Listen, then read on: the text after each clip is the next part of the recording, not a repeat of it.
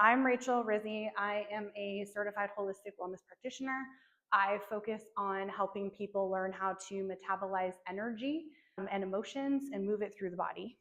And this is Nicole. So I am a small business strategist and a life learner, I guess.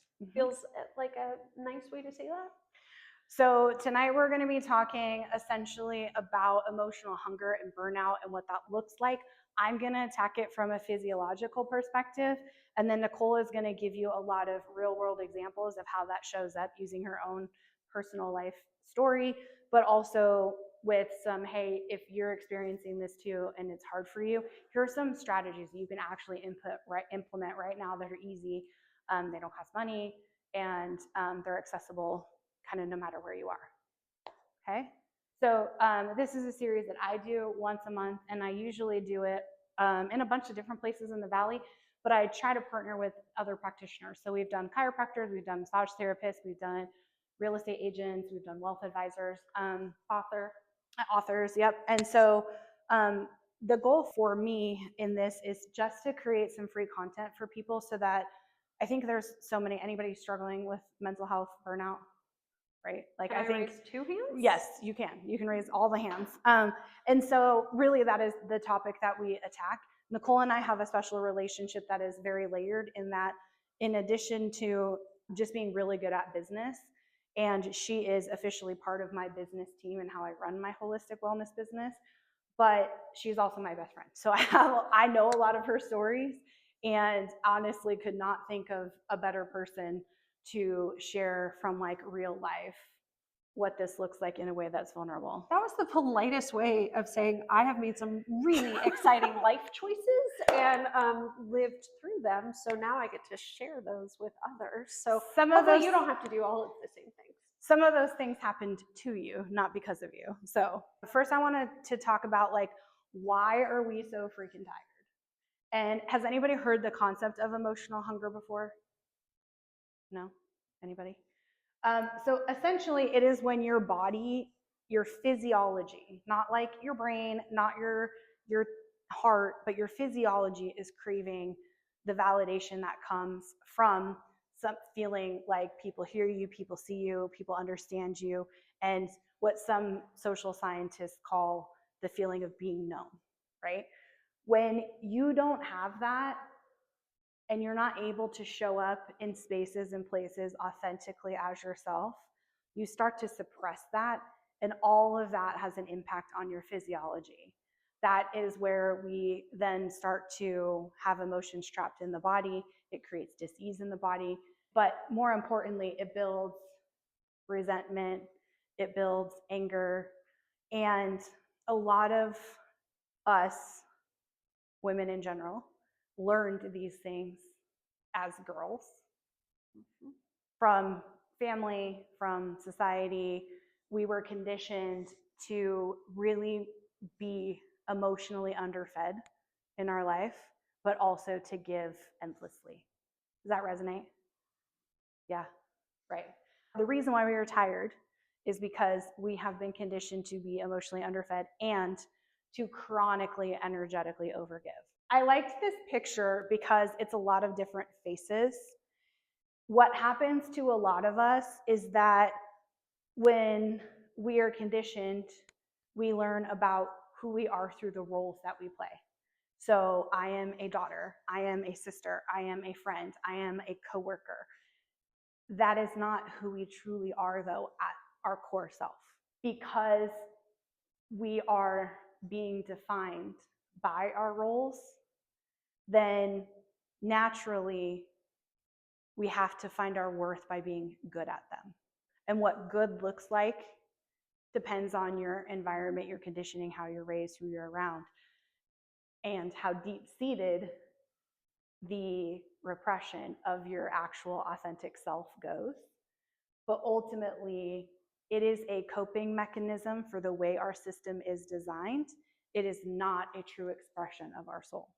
I think as women, we generally have a sense that we're all kind of in the same storm, in that we all feel like we're overstretched, emotionally underfed, right? Energetically overdrawn, but we don't always understand why. And we can't always see reflected in other women our circumstance. So, for example, if you feel burnt out because you give a lot at work, but maybe you don't have a child or a spouse, then it's hard for you to see the burnout that comes from being a spouse and a mother. Ultimately, though, we all have the same core wound, and it is down to worthiness. So I will share that for me, a lot of my worthiness, my mom's parents were very hard on her about her physical appearance. So my mom thought, well, if I protect you from that, then you won't have that same wound. And so, but instead what happened is she made me super self-conscious. So that was the wound that was planted in me as a kid, is physically I will not be good enough ever. So then what did I do? I learned how to be smarter than everybody else, to achieve more than everybody else, to find other ways to shine and to prove that I was a valuable person, because physically I could never be that package, right? We all have that core wound. It looks different for everybody. And that ultimately is the feminine wound that we deal with. And unfortunately, that wound from a scientific standpoint sits in our limbic brain. And that's the part back here that is connected to our nervous system. It is connected to the feeling that if we cannot get to a place where we feel worthy, then we never feel safe. We equate worthiness to safety. So if I was to say to you and take a magic wand and say, you're worthy, do you think you would feel like, Well, if your magic wand filled my wound, yes, I would. okay, and that's the point that I'm getting to, is that there is no magic wand. There is no way to, I know, there is no way to do that from the outside in. I can't wave a magic wand and fix that for you. It's something you have to work at from the inside out. We have to build emotional safety from the inside out. A lot of us, especially if we're moms, we are taught and really have ingrained, in some ways detrimentally, that it's our job to make sure that the emotions of our kids are regulated. And to a degree, teaching them the skill of regulating is important. But it's not our emotions to regulate, and we take that on. Anybody have a spouse that's like a little volatile, sometimes a little grouchy, gets a little hangry?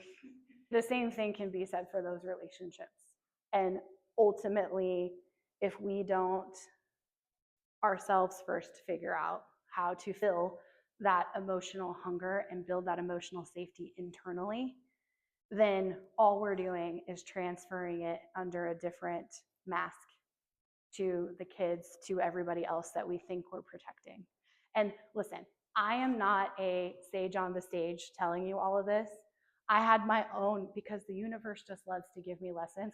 I had my own real fun escapade with this exact thing last night as a mom and a spouse. So I am more of a guide on the side, being like, hey, I just walked and tripped over that step 5 minutes ago. Here's a different way to do that so that you maybe don't break your foot the way that I did.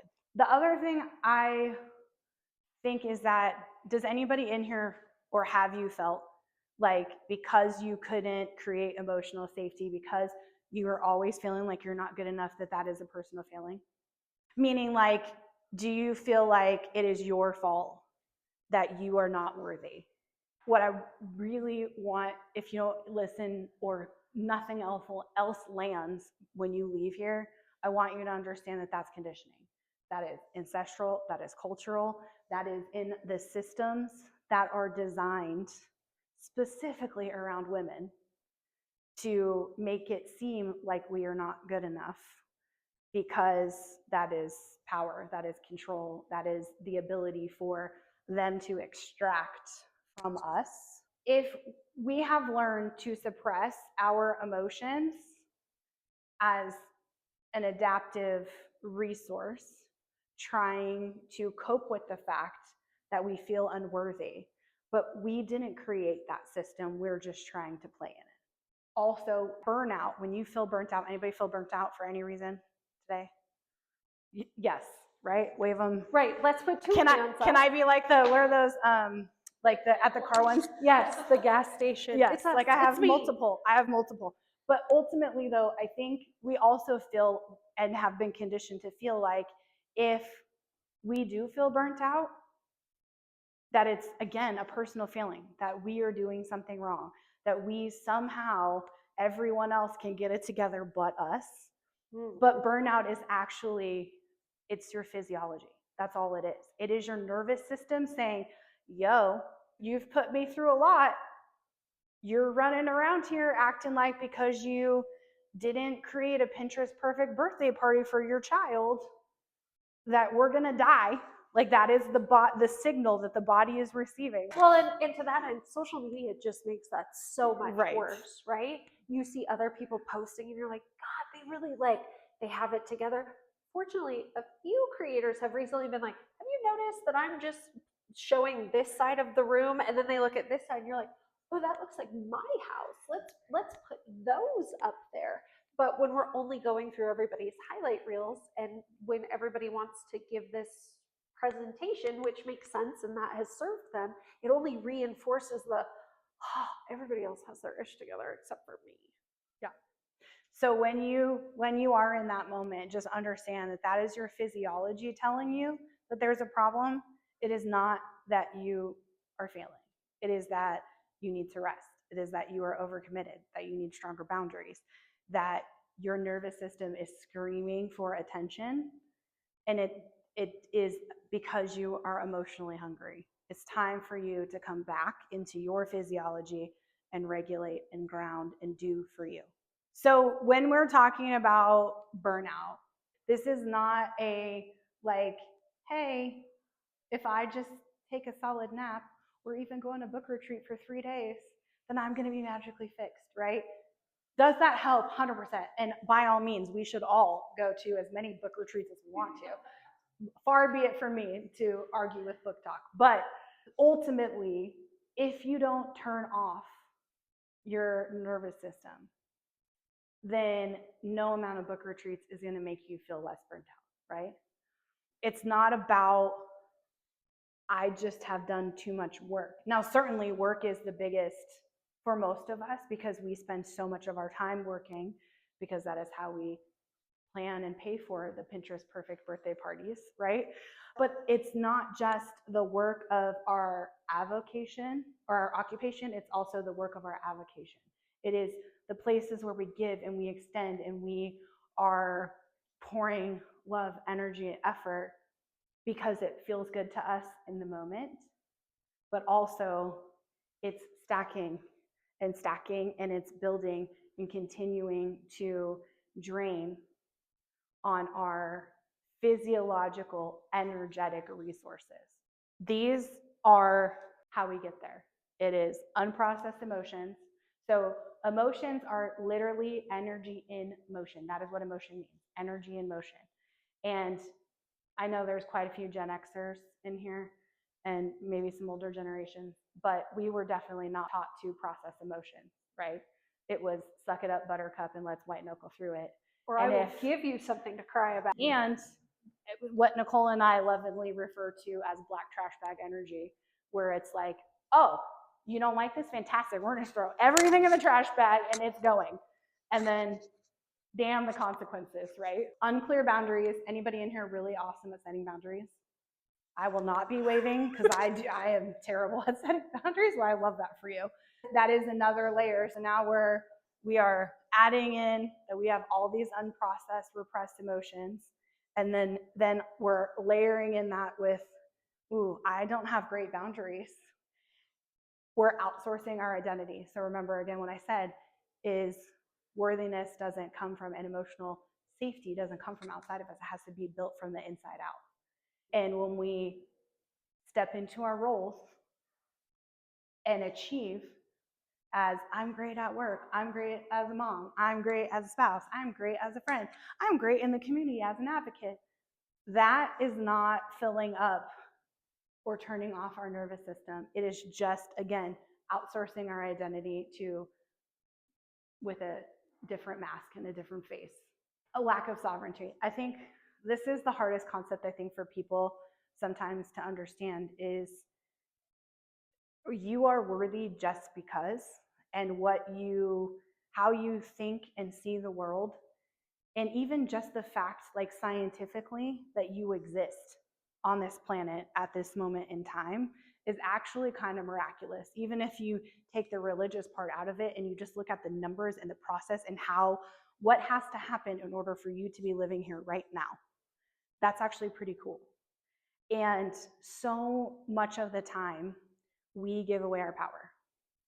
We give away our power to our spouse, to our boss, to politicians, to TikTok, to whatever. We give all of that power away, and then we don't stand in our authenticity and say, you know what, this is who I am. This is what I need. These are my boundaries. This is how I'm processing emotion. And instead, we take all this on from everyone else. And when we do that, all again stacks up, and we get to that soul depletion level. So you can't outrun your burnout by taking a nap. Or even a solid night's sleep. Have you ever slept for 8 hours and you're like, I'm gonna wake up a brand new person? You wake up and you're like, I am still the tired lady that I was the day before. Yeah. And I can say between Nicole, Megan, and I, we have definitely also proven that no matter how many shots of espresso you take, that also, like, 5 iced coffees in a day is also not going to cure that burnout. In fact, it makes it worse. To put a pin on this before we slide into here is real world experience. Normally I do this at the beginning, but because what we're talking about today stirs up a lot of emotions and a lot of reflection and a lot of, oh, I saw myself in that, I feel personally attacked, why did Rachel choose violence? We're going to do a little regulating before we move on to the things that Nicole is going to talk about, so that you feel a little less triggered and activated. Fair? And if you don't, fantastic. I love that for you. This will still be a good exercise. Yes. And what I'm about to teach you, so first I'm going to say you can do it with your eyes open, eyes closed. It is designed to be used in the moment, no matter where you are. I have been doing the whole time I'm here, and you didn't know because I didn't tell you. It's good for physiology, and if you do this practice 3 to 5 minutes for 3 to 5 times a day, you will literally shift the baseline of your burnout. Okay? So 2 things I want to say. You can do it eyes open, eyes closed. It doesn't matter. And also, I'm going to ask you to tap into emotions. And if you are honest with yourself right now and you feel like emotions are hard to access, I would also just recommend putting your hands on your heart, because it helps you come back to your body. Okay? So if you want to close your eyes, close them now. If you want to leave them open, that's great. I invite you to put your hands on your heart. Focus the intention in the area of your heart. Imagine that your breath is flowing in and out of your heart space. And you want to breathe a little slower and a little deeper than usual, but find an easy rhythm that's comfortable. And as you continue to breathe, I want you to connect to a regenerative emotion like love, gratitude, or appreciation. And if that feels a little hard to access today, then reach for peace, calm, ease, or neutral. When I say generate that feeling and breathe it in and out of the heart space, I don't mean think about it. I don't mean recall what it feels like. I mean do your best to feel it in your physiology.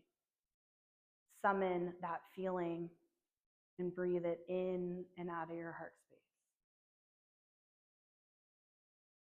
And take a few more deep breaths. And when you're ready, come back to conversation. How we doing? We feel a little less triggered, a little less activated? Okay, good. So what we did, that focus, energy goes where attention flows. So if you by telling you, hey, focus on this heart space, that takes all the energy that you're putting in your nervous system to feel triggered and activated and stuck in burnout into your heart space. And that is scientifically proven to shut off your fight, flight, freeze response. And so if you do that 3 to 5 minutes, 3 to 5 times a day, then instead of feeling crazy burnout, it doesn't happen overnight, right? Like you have to work, they call it breath work for a reason. You do have to work at it. But if you're feeling super depleted, or even in the moment when you're feeling super activated, it's a great practice. Just to walk you through kind of how I use this in my day.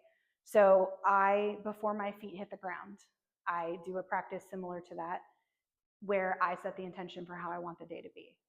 And there's a longer version of it that I teach people that essentially is like armoring up yourself energetically.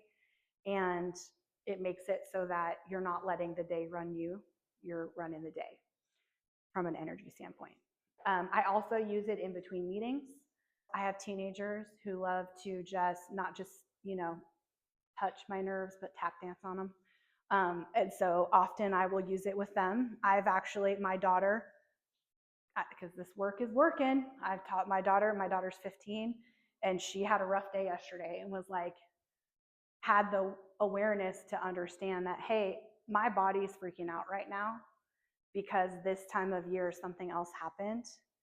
So help me breathe through it, right? So I will use it with my kids. I will use it in between meetings. And then I do it again at night when I lay down. If I know Nicole's having a hard time, if, there's something crazy that happens in the world, if other people are struggling, then that is a practice where I sort of use it as my gratitude to project energy out away from me. When you focus on other people, it also turns your nervous system off. Okay. And the other thing I was going to add to that is, because Rachel has taught this to me a lot, and I use it a lot with clients, when you kind of regulate yourself, right, it helps the whole room's frequency to take a breath, right? Usually the calmest person, as people kind of amp up, if you're like, okay, here's what we're going to do, and you stay anchored, you're going to help everybody else be like, okay, maybe I can take a breath. Yes. So there's power in the collective. You're not a machine. I don't know if that's news to any of you, but you are not meant to be. You're not meant to work and serve everyone but yourself and then die. That's not how we're designed. Because that's how it feels some days, right? You're like, you wake up and you're immediately helping kids and dogs and spouses, and then you go to work, and then you're probably task switching in between, doing all of those things simultaneously, and then we're moving on. So you're not a machine, you're not broken. And self-sourcing, rest, and saying no is like the sweetest form of rebellion against all of these systems that are trying to profit off of your labor. Okay? When I say labor, yes, they're trying to profit off of like your physical labor, but I really mean the emotional labor that we've all been conditioned to carry. So when Rachel was talking about childhood wounds, I definitely am the member of the I Am Not Enough Club. And I learned really on that managing the emotions of the grown-ups around me made it safer for me, right? So if I knew that I could be great at school and I could keep my room clean and I could do this, that was going to help everything that was going around me. So then I was like, fantastic, let me take this out now that I am a grown-up out into the world. I kind of became a fixer, right? And so my first project, I met my husband when I was 18, and he's 8 years older and had 3 kids before we met. And so I was like, fantastic, this is a project I can manage. You've got an unreasonable ex-wife. I am all over this. And I became really good at filing court paperwork and reading through drafts and making sure that the kids were getting picked up from school and making sure that I was getting up at 5 a.m. to make my husband's lunch. And I was, working 2 jobs at the time because that seemed like the right thing for me to be doing, right? Um, because that's where I was getting my worth, right? The more valuable I was to the people in my life, the more worthy I was, right?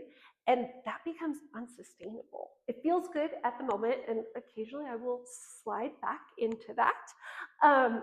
But you can't sustain from there, right? So you may not relate to the stepmom role, but you may think, oh yeah, I've definitely maybe taken on some things that upon reflection, it was probably like a 5-person job and not a 1-person job. And if that's where you're getting your worth and your value, you're not doing the inside work, right? So although Rachel did burst my bubble that there would be no magic wand to fix me, I have definitely tried that with different things. Hey, if I'm the perfect mom, I have so much value. If I am the perfect spouse and I can anticipate all of my husband's needs, I'm going to win. I'm going to be the most valuable. Fun fact, when you try to predict everybody's needs, that gets kind of annoying to them because they want to feel their own emotions and their own feelings. Also, people do not live in vacuums. So you may think, oh, I'm anticipating everything. And then they have a human experience and they need something that was not on your bingo card. Maybe they got a flat tire. Maybe their boss was a jerk. I'm not out with them. I don't know that. I also cannot change a tire. I mean, I could probably with some YouTube, but that's not going to be my go-to, right? So I decided that was going to be, I was going to carry it all for everybody. So is there anything in your life, either now or maybe in the past, where you were carrying someone that wasn't yours to carry, right? Now, of course, for kids, it's different because they have needs that we have to take care of. You see it a lot with kids that maybe now are uncomfortable. So you're hearing a lot from like college professors who say, hey, these kids are crumbling at the first hardship. They haven't heard no. They haven't heard, hey, you misunderstood the directions. I need you to go do this again. And they just flip out because their parents have really tried to make everything perfect for them, right? I don't want you to struggle. I don't want you to have, any type of problems. I want to make everything as smooth as possible. The toll that takes on you and your psyche is intense.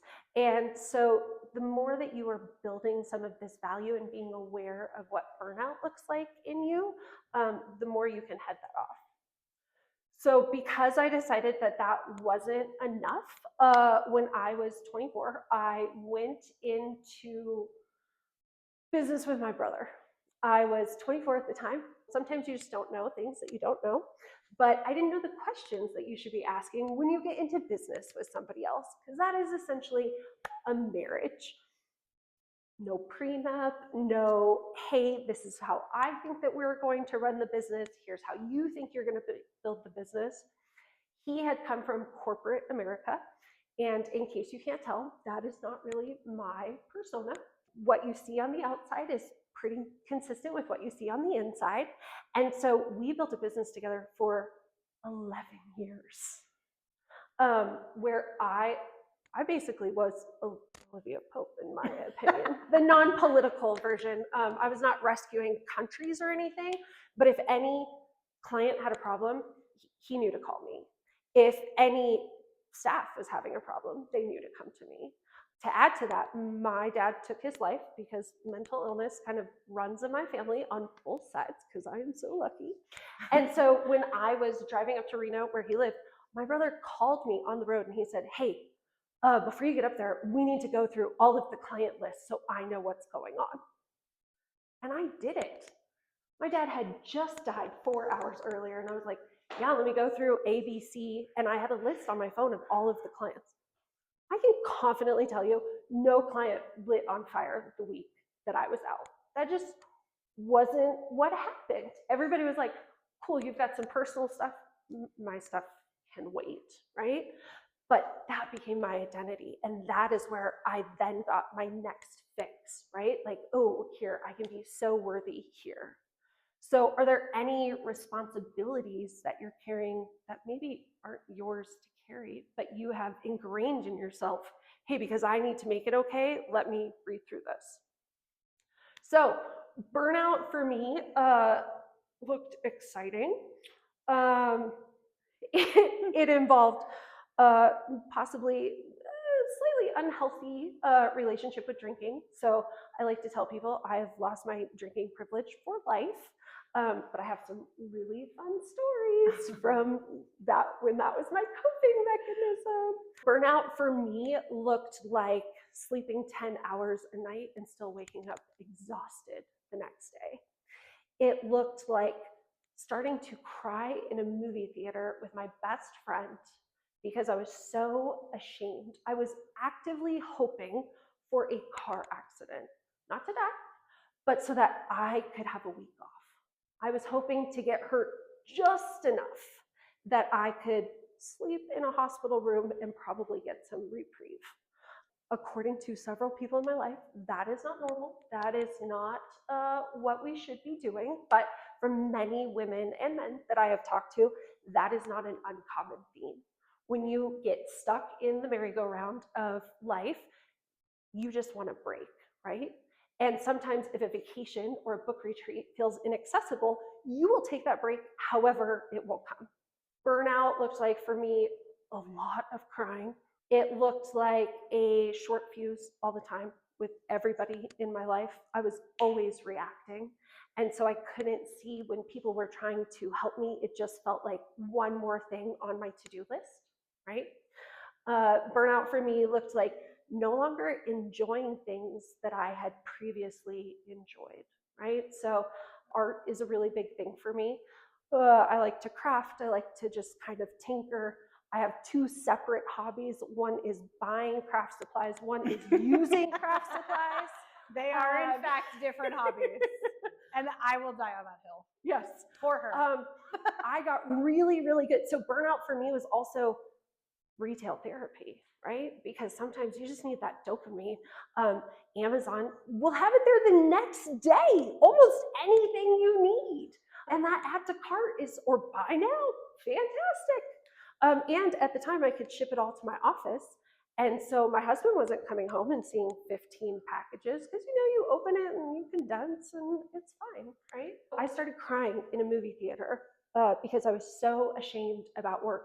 And I cried so hard, I could not stop. I drove myself home from the movies. My husband was sleeping because he was working nights at the time. And I came home and he said that he heard me crying and thought that somebody had died because I was crying so intensely. And those tears lasted for 4.5 hours. I woke up the next day so dehydrated. I looked like a raisin. I was so dehydrated. And that is because I had hit the wall, right? Has anybody ever heard the phrase, just because you can doesn't mean you should? I was the living embodiment of that, right? And I was thinking about driving over here in high school. My favorite quote, the one that resonated me, that I felt so smart for being able to say, was, success is not the result of spontaneous combustion. You must set yourself on fire, right? And in high school, when you don't have all of the life fun, that quote sounds so good. When you take it to the extreme and you're like, here, I will light myself on fire to keep you warm, that's also not sustainable, right? And eventually you will burn out and you will hit the wall. Can you tell the story about your foot? Because that is something that changed your driving habits for life. Oh, yes, yep. So I broke my foot completely sober in flats, walking down a flight of stairs. I broke it in a couple places. The next day, my foot looked like a football. And so I was like, probably have to go get that checked out. So my wonderful sister-in-law took me to the hospital. They looked, they were like, yeah, that's broken. That's a problem. You need to go see a specialist. Okay, great. They did not emphasize like, hey, you should go get this checked out the next day. And because I was in life, I was like, cool, I'll put that on my to-do list, So I waited a week to go see the specialist. And by then, I broke my foot in an additional place because I should not have been working on it. When I called my brother at the time to say like, hey, I just broke my foot, he was like, so you're not coming in the office today? Nope, can confidently tell you, will not be going to the office. Felt terribly guilty for that, right? So I had to get to the office every day driving. By the way, right foot, and I'm a righty. So what I learned was to set cruise control and to brake with the left foot. That is how race car drivers drive. They drive right foot on the gas, left foot on the brake. I still, to this day, so that was 14 years ago, I still drive like that. And people that will be sitting in the passenger seat, they're like, why are both your legs? Like, what is happening over there? And I'm like, oh yeah, I broke my foot and da-da-da. It was not until I told Rachel that story that she was like, I'm sorry, you broke your foot and then you continued to go to work every day. And I said, yeah, and I had to wait until an employee was there to call them so that they could open the door so I could hobble through with crutches and my laptop bag that I was carrying back and forth every day. I was very committed to my worth, right? Because I had tied all of my value to how valuable I was to everybody around me. So when that happens and you have a life event, you can't then stop because I'm in it now. And it also took significantly longer to heal, right? Yeah. Because she wouldn't stay off of it. And so that is just like a really raw example of how when we don't have boundaries, we don't process emotions, we don't stand in our authenticity and our sovereignty, and we just keep outsourcing our identity and our worth to other people, that we will literally do anything to make ourselves feel better in the moment, but all we're doing is learning how to drive with a different foot and still doing it 14 years later. And I remember my doctor at the time being like, you're following my directions, right? And I was like, yeah, to a T. He was like, the only thing I can think of right now, he was like, is that you are so stressed out, your body does not feel safe enough to heal. You cannot create the energy that it needs to heal. He said, so whatever you can do, lower your stress. Well, I can't throw the teenagers out of my house. I was not really interested in a divorce. And I even went to another doctor and got his second opinion. I was like, hey, and he was like, yeah, no, I kind of agree with the first one that there's something going on. That was unpleasant. That was unpleasant. My hair was falling out in big chunks, all from stress. My appetite would I either want to eat all of my feelings and I would like to then layer them with something sweet and then maybe something salty to help push it down, or I wouldn't be able to eat it all, right? So I kind of fluctuate between the two. Another fun thing that clues me into my stress level is, we call it my Viagra toe, but the second toe on my foot will stand straight up when I am stressed. It was so bad for 6 months. I could not wear closed-toed shoes because my toe rubbed on the top. I went to the foot doctor and he was like, I have never seen anything like this. This is a man that has been in business for 27 years. I'm like, fantastic. I love to be medical anomalies. That's great. He also said, how's like stress level? I was like, I'm a working mom. I own a business. He was like, you might need to adjust some of that. I still occasionally will get, if I am not doing a good job of enforcing boundaries and checking in with myself, my toe will stand straight up. Because this will come as no shock to you, but one of the things that she does, and selfishly I also take advantage of, is she has now become a business fixer. So if there is something I don't want to do, that becomes Nicole's problem. Now, she is better about me saying, cool, I'll do that eventually. Yes. But yeah, the boundaries have gotten better, but that it will be no shock that she continues to fix things, but now she just decides what she thinks she's going to fix. Maybe I'm not going to do it at 4 a.m. Burnout for you might look a little bit different. So the current political divide in the country can sometimes add to my burnout, right? Just because it's so divisive, everybody has big feelings. So for me, healing looked like a lot of time on my therapist's couch, sometimes laying on the floor when max stress had been reached. But you can only talk about things for so long. You have to start changing some things. Some medication helped as well.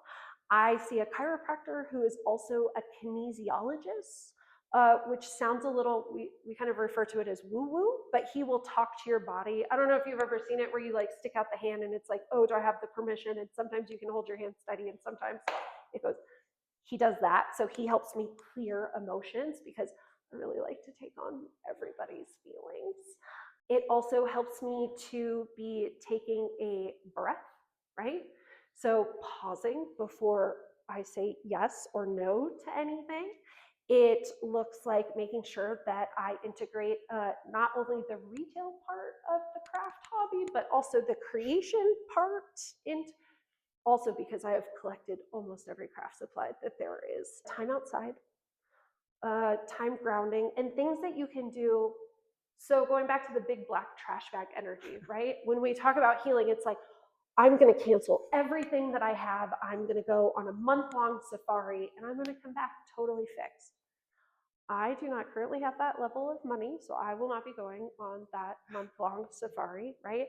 But I can make sure that I spend 10 minutes outside every day, right?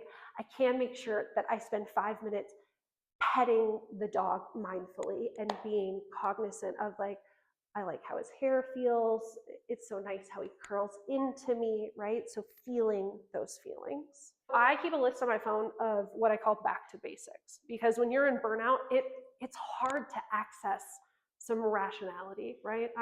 If you have ever been upset with your kids, then later you can be like, ooh, possibly I amped that situation up and did not maintain the level of calm that I would like to see. So similarly, when you're in burnout mode, you can't access necessarily the same things. So for me, my back to basics list, less time on social media, only 1 coffee a day, making sure I have a regular bedtime, right? So setting some alarms because I have a little bit of time blindness. And so if you leave me with unfiltered access, I think we should stay up till 3 a.m. and then sleep through the alarms. Making sure I've texted a friend, right? And then for me, 1-line gratitude journaling. So I like to kind of capture things that are happening, but for me, every day I will write down 3 things I am thankful for. And they're not, yes, I'm thankful for my health and that type of stuff. I am thankful I can wear heels because for 2 years after I broke my foot, I was worried that if I can break it in flats, certainly can't be wearing heels. Well, even for the last 6-7 months, you couldn't wear anything but tennis shoes, which you right. loved. Yeah. There was also an unfortunate, I opened my fridge aggressively and a jar of jelly jumped out. And because I don't often wear shoes, definitely a piece of glass lodged in the bottom of my foot. That became a 6-month ordeal. Yeah, right. P.S. Do not go to the dermatologist to have that. If they say, hey, let's do a punch hole biopsy, the answer is no. That is not a good idea.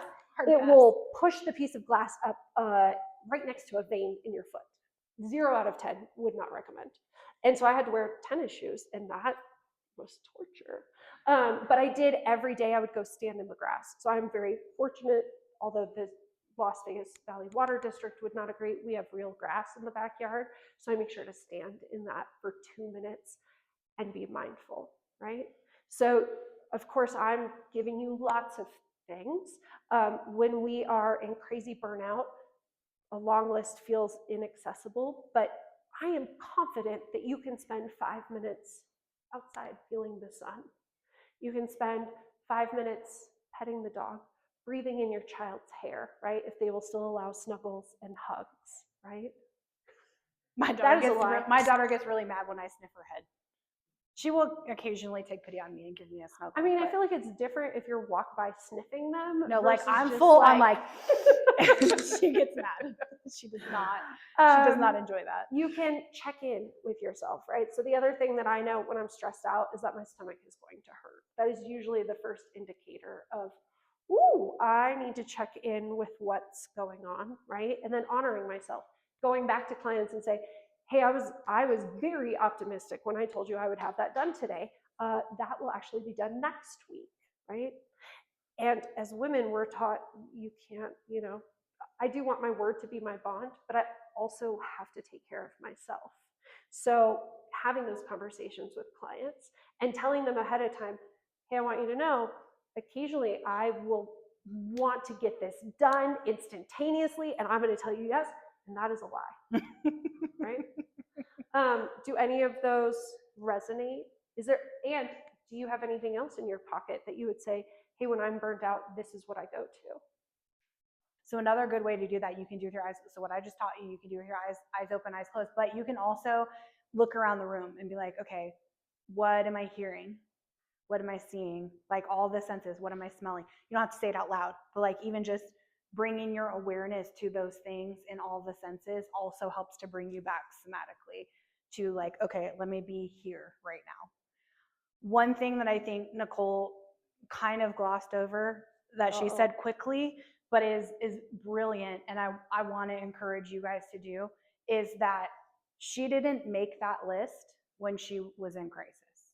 She keeps it on her phone, and she made it when she was feeling regulated and had a moment of reflection of like, okay, how did I get here right now? Because again, if you're dysregulated, it's really hard to access like, well, what's going to make me feel better. I was having a week last week, and Nicole was like, well, what do you need? And I was like, if I knew Nicole, I would be doing it. Okay, can you just tell me what to do? And she was like, oh, that was actually a very good impersonation of exactly how she sounded. I'm sure. And it was, go stand in your pool, go drink some water, and breathe. We all need reminders, right?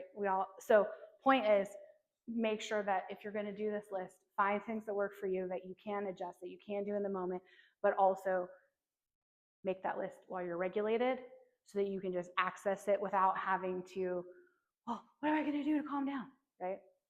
And I have sent that list to so many people. I've been trying to, on the day, go through my photos of like, okay, this day for the last few years, so my phone storage stops yelling at me.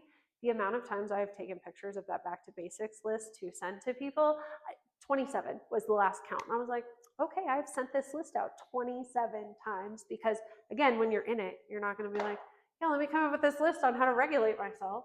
So if you want to connect with us and you don't already know how to do that, those are QR codes that link to that. P.S. We will email these out. Where does yours go? To my Instagram. I love that for everybody. I have the name of my company where I do this is called, it's called Infinite Rizzdom, but my program is Chasing Frequency. So that is where that goes. This is kind of a big announcement. I've been doing these since February. I did take the month of July off because life was lifing and I didn't get my life together. But one of the things that I hear consistently from people who are in the room and also who watch the replays is that they would love for this to be a podcast. So I am listening, and that is what is happening. So you guys are lucky that you're here for the last live event, or at least the last live event for this year. We'll probably do more live events. The first episode is going to drop October 8th, and it is about the energetics of essential oils. So if you were an essential oil person, that's a good one for you. People ask often after these, how can they work with us? So on my side, I do this heart aligned energy reset bundle. It's $99. What you get out of that is an assessment that tells you where your baseline is. And then it comes with an ebook that gives you a lot of information about your assessment, tools, tricks, and it also comes with a consultation with me. And then if you do the work in 6 weeks, you can retake it and you can see with real data how your baseline shifted. I've done this several times. It has been so eye-opening and such a fun of like, ooh, okay, that 6 weeks was very effective. Yes. And then Nicole. Mine is just a free 30-minute consultation. So because I have spent so much time in my therapist's office and I have done quite a bit, and I have now worked with hundreds of business owners, I offer free coaching because a lot of times just listening to people, I can identify the themes, right? Some people are really good about keeping work and home life separate. That is not a specialty of mine. So there's a lot of crossover. So a lot of times we'll talk about, oh, hey, this seems to be happening here, and now it's also happening here. So if a 30-minute consult just to kind of talk through your unique, what you have going on would be helpful, I am happy to offer that to you. And again, she did not pay me to say this, but I am a client of Nicole's, and actually I was a client before we became friends. Yes. And vice And versa. not only that, but I have multiple friends who use her from a business perspective. And if you have even a thought that you have an entrepreneurial bone in your body, so it's not. I just want to be clear that it's not like just traditional businesses either. Ta-da! You're done. Whoa.